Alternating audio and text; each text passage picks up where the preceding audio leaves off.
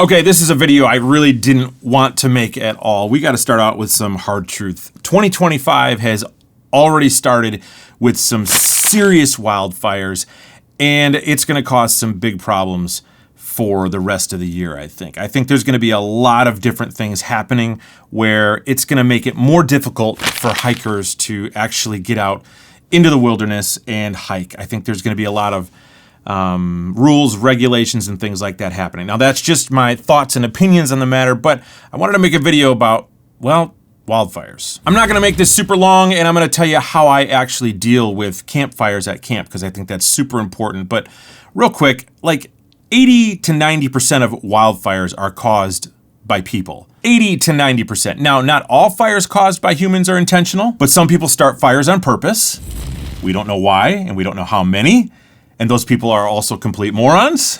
But that means that the rest of the fires are from accidents or natural disasters. And that means that people are leaving campfires unattended, they're not using their camp stoves properly, things like that. Now, the LA fires are all over the news right now, and there's all kinds of theories out there. Okay, many political, which we're not going to get into at all. But one theory that the news is actually reporting is that these fires started out in LA were likely from fireworks being lit on New Year's Eve. I shouldn't say that that blows my mind, and we don't even know if that's true or not. But if it is, that's just, that's sad. This fire has already destroyed over 10,000 homes.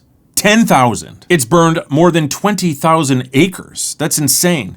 So I felt compelled, honestly, to make a short video explaining how to go about making sure I am never, ever the one letting a fire get out of control. And you shouldn't either.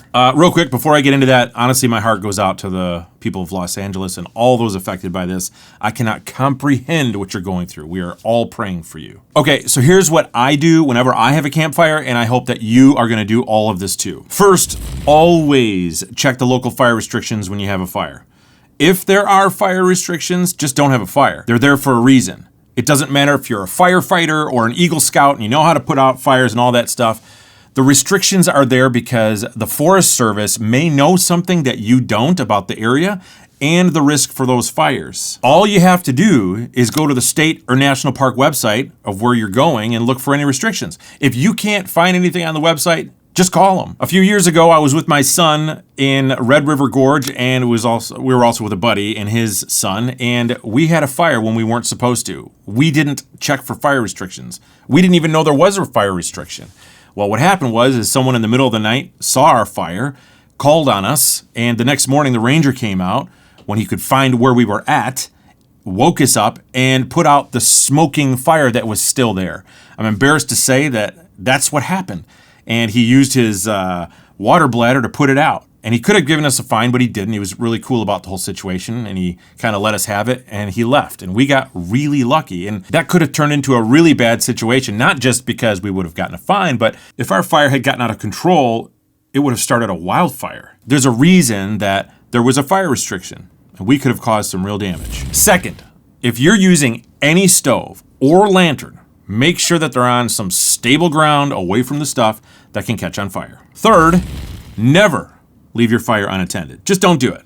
Put it out completely if you gotta go somewhere. Douse it, stir it, and douse it again until it's cold to the touch. So here's how to put out your campfire the right way. Number one, like I said, douse the fire. Pour water over the fire, making sure that you soak up all the embers, not just the flames. You're gonna need at least a gallon of water to put out a small campfire. Number two, stir the ashes.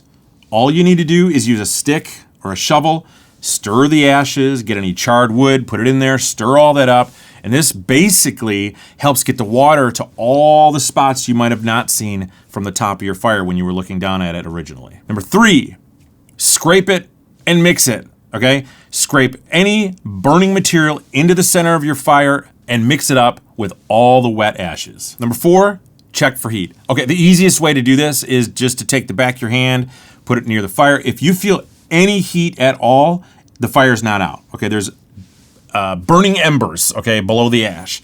So you might have to grab another gallon of water, unfortunately. If you gotta grab another gallon of water, then you're starting over from scratch, okay? You're just basically doing the whole thing over again until it's out. Just a little PSA announcement for you guys, because camping and backpacking really is all about fun, but unfortunately, we do have some responsibility out there. So pass the word, people. Don't be stupid with fires. We'll see you on the next one. YouTube is a rabbit hole of information. So in order to solve that problem, I wrote a backpacking course where I took my 10 years of backpacking experience and the 400 YouTube videos that I filmed and condensed it down into just 18 videos and a few lessons for you to learn. All you have to do is go to my brand new website, danbeckeroutdoors.com, and look for the course.